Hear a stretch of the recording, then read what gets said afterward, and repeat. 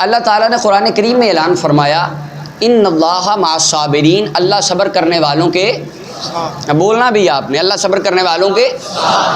اب آپ نے روافض سے پوچھنا ہے کہ قرآن کی ایک آیت بتائیں جس میں اللہ نے فرمایا ہو ان اللہ مع الماتمین، اللہ ماتم کرنے والوں کے ساتھ ہے۔ یہ قرآن کی کسی آیت میں نہیں آیا، بلکہ رب تعالیٰ نے فرمایا اللہ صبر کرنے والوں کے ساتھ ہے۔ اور اگلی آیت میں رب تعالیٰ ارشاد فرماتے ہیں واللہ یحب الصابرین، اللہ صبر کرنے والوں سے محبت فرماتا ہے، اللہ صبر کرنے والوں سے۔ اب قرآن کریم میں کوئی آیت اس طرح کی نہیں آئی کہ رب تعالیٰ نے فرمایا ہو واللہ یحب الماتمین، اللہ ماتم کرنے والوں سے محبت کرتا ہے، یہ قرآن میں نہیں آیا، بلکہ رب تعالیٰ نے قرآن مجید کے 82 مقامات، 82 مقام، کتنے مقام؟ 82 مقامات جن میں اللہ تعالیٰ نے صبر کا ذکر فرمایا، اور ماتم کا ذکر ایک جگہ پہ بھی پورے قرآن میں اللہ نے فرمایا صبر کا ذکر آیا۔ اور صبر کی ضد ماتم ہے، جس طرح دن کی ضد رات ہے، نور کی ضد ظلمت ہے، اندھیرا، اسی طرح ماتم کی ضد ظلمت ہے۔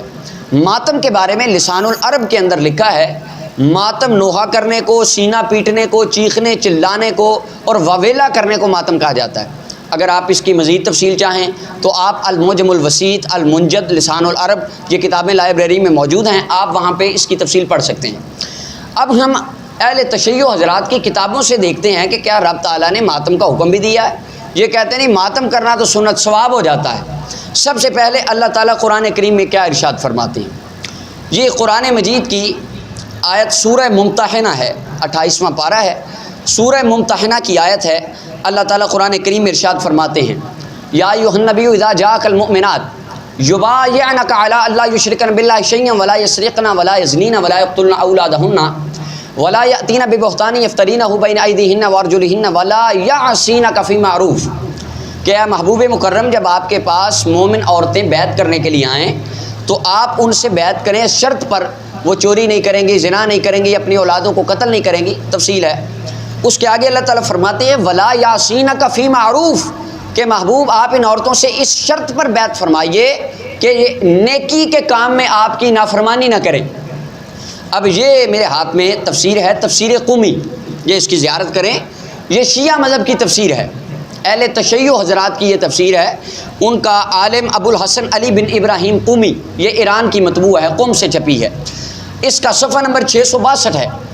اس کے اندر یہ ان کا علامہ قومی لکھتا ہے اس قرآن کی آیت کی تفسیر میں کہ نبی اکرم صلی اللہ علیہ وسلم نے جب صحابیات کو یہ فرمایا کہ میں تم سے شرط پر بیعت کروں گا کہ تم نے نافرمانی میری معروف کام میں نہیں کرنی، تو آگے لکھتے فقامت ام حکیم بنت الحارث، حضرت ام حکیم بنت حارث کھڑی ہو گئی، وہ کہنے لگی یا رسول اللہ ما ھذا المعروف الذی امرنا اللہ بہ اللہ نعصیک فیہ، کہ یا رسول اللہ جو آپ فرما رہے ہیں کہ نیکی کے کام میں آپ کی نافرمانی نہیں کرنی، وہ نیکی کا کام کیا ہے؟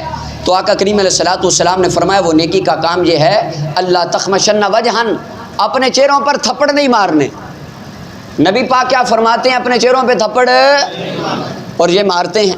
اور اس کے آگے نبی اکرم صلی اللہ علیہ وسلم فرمایا ولا تلتمن خدن، اپنی گالوں پہ تماچے نہیں مارنے۔